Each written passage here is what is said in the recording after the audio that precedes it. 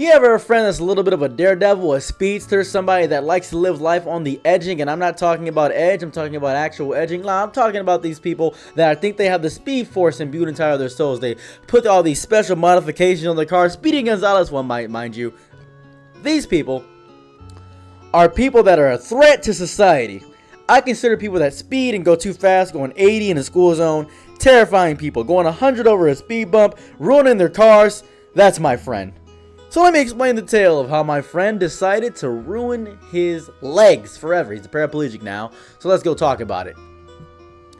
I was minding my black business, doing nothing crazy.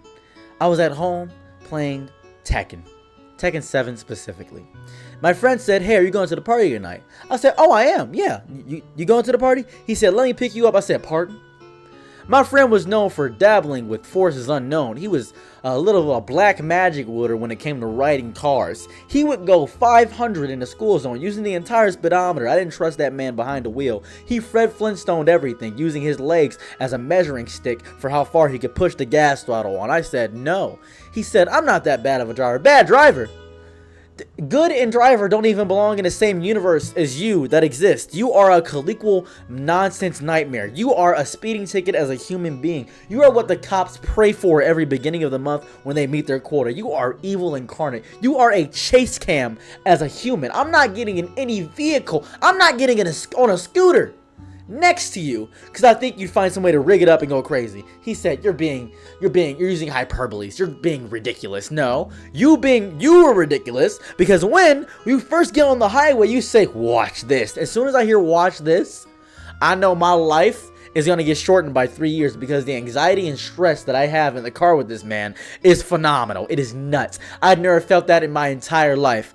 He said, "I guess I'll go by myself." I said, "I'll Uber. Matter of fact, I'll walk.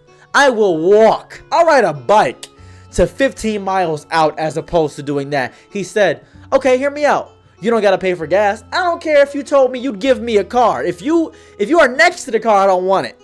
You are a dangerous driver. You are a threat. I don't want to be next to it." He said, "Fine. I don't care. Whatever." He did care. That's why he told me he didn't care. Now then, later in the night, I meet him up at the party. He got there safely, thankfully. No casualties that I know of. He said, "Hey, man, you want anything from the store?" I said, 100%. Gas station is at the end of the block. Not even that far. It's really not. Nowhere far at all. Not even a little bit up the street. Just a hop and a skip. It was up the street. I say, "Yeah, could you get me some hot Cheetos?" He said, "Oh, 100%. I'll be right back." Now, be right back in black people time can be anywhere from 1 minute to 300 years of slavery. Now, I was a little bit confused because I didn't hear from him. I didn't get a text message from him. So I walk outside. A lot of people at the party are looking to the right and they see that a car crash happened. I'm perplexed. "Oh my God, what could..." And I put the cog in my brain together. The little hamster starts spinning. I began to use context clues. Wait a second. I haven't seen my friend in a minute. He went to go driving. His driving skills are atrocious. Okay, I'm starting to the wheels are turning inside of my head. I know this. I know these roads. I built these roads. And then I walk over and notice that it's his car. I know that car. It's a Testarossa. I know this car. I know this one. This car cost him $72,000. I know this car. He put all the specifications and modifications in it, and they're all to and fro scattered about. All that money wasted completely. And I'm thinking his life is forfeit. He's kicked out the server. He got patched out the game. I'm thinking that the devs finally decided that he's too powerful of a character. He's overpowered. They just decided to nerf him. That's what I'm thinking. And I see him in the ambulance on the right. He's in the ambulance. And I see him. He says, "Check the passenger seat." Check the passenger seat? I'm confused. I'm thinking he's trying to get his phone, something like that. But I notice that there's an Arizona and a hot Cheeto. He knows I love Arizona. He knows how I like to eat. I'm excited. I grab my Arizona and my hot Cheetos. And I say, "This what you wanted me to get?" He said, "Yeah, I bought it." And he passed out. Great. Fantastic. Love to see it. I found his wallet and took $37 from his wallet. And then, after about 2 weeks and a few days of physical therapy, he said, I think I'm ready to drive again. And I'm thinking this is going to make him a conscious driver. I thought to myself, okay, he obviously saw the fault and error of his ways.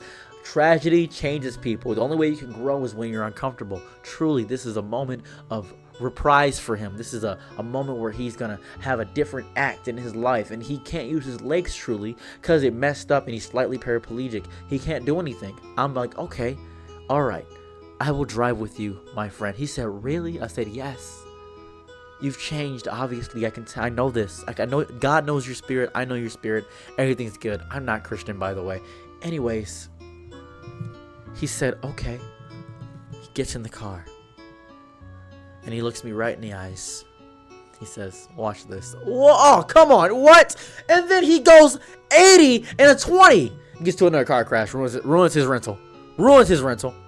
Completely destroys it. He says, man, this car can't go as fast as my last one. I said, did you learn nothing? Has the ignorance fumigated inside of your brain? Has it pugmented? Is this what happened? Why did you do this? I look down at him, and I'm damaged too because he got into a car crash, and I'm also a casualty of the car crash. So he says, nah, man, rubbing his tummy. Other person's freaking out because they're damaged too. He said, I just like to go fast. I said, listen here, Sonic the Hedgehog. You don't gotta go fast. Speedy Gonzalez, please. You're not Speed Racer. Don't do this to yourself. You can slow it down. He said, I should. You're right. So after a while, after a little bit, third time's the charm. He got sued. His life's in shambles. Lost a few of his teeth. He started wearing a helmet now. And he had a moped. He said, I'm done with cars for now. I'm gonna wear a moped. Mopeds are slower. They're easier going. And I said, yeah, the year passed. He's riding slower. I'm happy. Good ending to the story, you would think. You would think this story has a happy ending because I'm telling you that he's riding a moped. But there's a reason I mentioned a year later.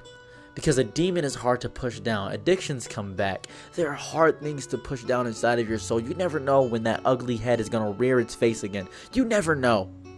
And it did. Because he had a 2-person moped extension where I could ride on the back with him.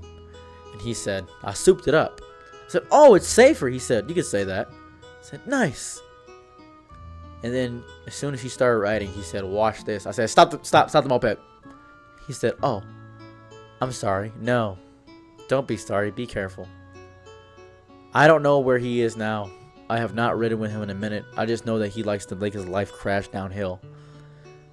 Don't speed like that, please. Bye. Have a good day.